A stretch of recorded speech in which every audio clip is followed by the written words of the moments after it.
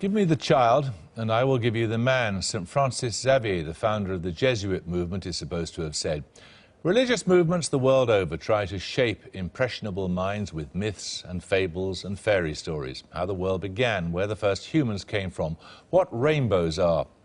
Now the world's most celebrated atheist, Richard Dawkins, gives a counterblast of fact. His new book, The Magic of Reality, aims directly at children, teaching them how to replace myth with science. It's illustrated by the graphic artist and film director, Dave McKean. Of course, no one really believes that it would be possible to turn a pumpkin into a coach. But have you ever stopped to consider why such things would be impossible? You probably haven't, because from our earliest years we learned to suspend disbelief. And that apparently is also how we condition impressionable brains to absorb religious hogwash. In the creation myth of the Hebrew tribe of the Middle Eastern desert, the tribal god Yahweh created light on the first of his 6 days of creation. But then, surprisingly, he didn't create the sun until the 4th day. Where the light came from on the first day, before the sun and stars existed, we are not told. Knocking down the scientific accuracy of millennia-old stories isn't very hard. Rainbows, earthquakes, the origins of humanity, the origins of the universe itself are all explained in ways that a 10-year-old might follow, but a 5-year-old might not. According to the modern version of the Big Bang model, the entire observable universe exploded into existence between 13 and 14 billion years ago. Some scientists will tell you that time itself began in the Big Bang, and we should no more ask what happened before the Big Bang than we should ask what is north of the North Pole. But therein lies Richard Dawkins's problem. Even with him setting them up as Aunt Sally's, the myths remain the better stories, carrying an imaginative charge that makes nonsense easier to understand than fact. Fairy tales of whatever world religion retain an untarnishable beauty, more easily followed by a small and impressionable Tasmanian child, for example.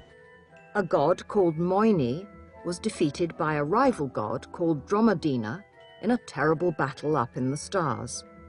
Before he died, he wanted to give a last blessing to his final resting place, so he decided to create humans. But he forgot to give them knees. He absent-mindedly gave them big tails like kangaroos, which meant they couldn't sit down. They say the devil has all the best tunes, but the religious elders have most of the best stories.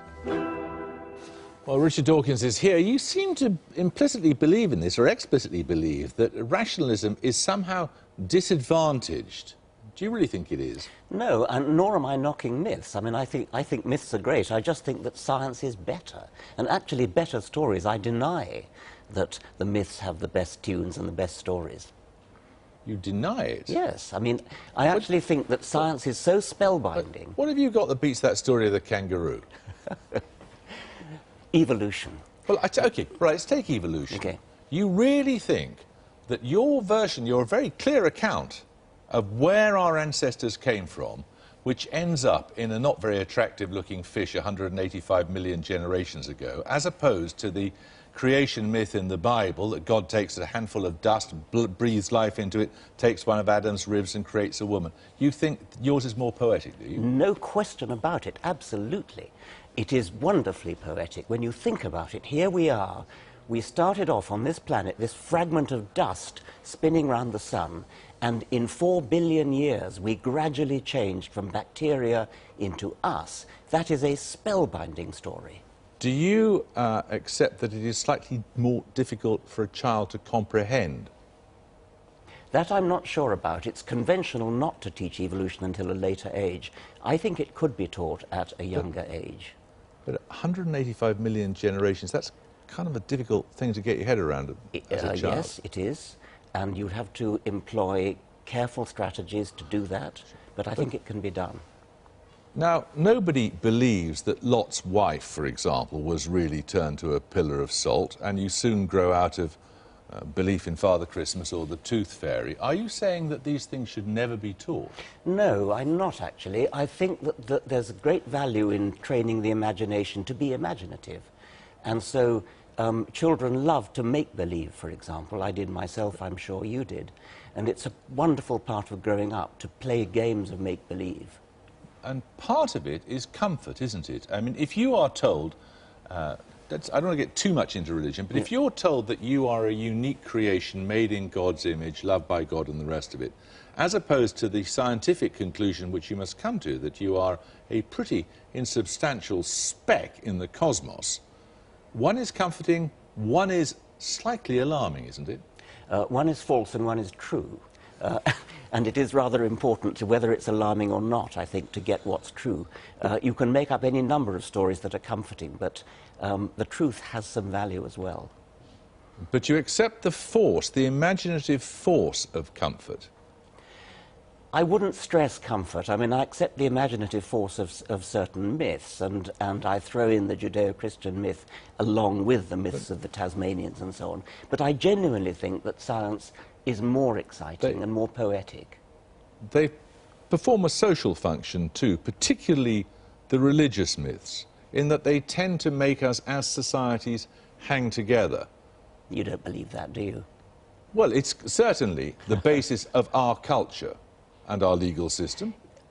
It is true that historically religions have been the basis of our culture, but they've also been the basis of plenty of things that are not very desirable.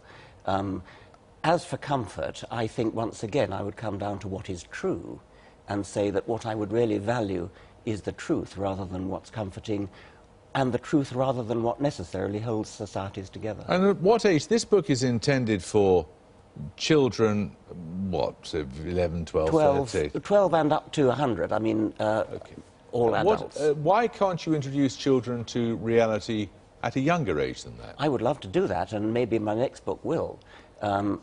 This book was kind of field-tested down to about 8 or 7, and they got it with help from teachers.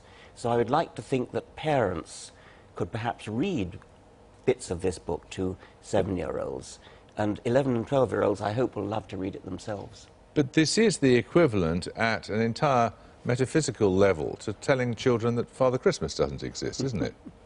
Well, I think that the truth is wonderful. I do think that myths are fun, and I mean, the book is full of myths. Which is your favourite myth, by the way? I like the one about Dromedina and the one that you heard Lala actually reading. I think that's a lovely one. It's very amusing. Some of the Aztec ones are very funny as well. You can't pronounce the names. Do you find any of them affecting, personally affecting? You think, gosh, what a wonderful story. Actually, Genesis is, as a story, as a myth, yes. And I mean, as long as you don't think it's true, the trouble is that 40% of the American people think it's literally true. And they probably think Lot's wife was turned into a pillar of salt as well, for that matter. Do you really care that there are a lot of stupid people around? I do, actually, yes. I really do. I mean, I care that children are being misled by those stupid people. I Why? care that children... Because I think that children deserve to know what's true and what's wonderful about the world into which they've been born. It really is true and it really is wonderful. And it's such a crying shame if children are denied that by ignorant and stupid adults as you've described them. Richard Dawkins, thank you. Thank you.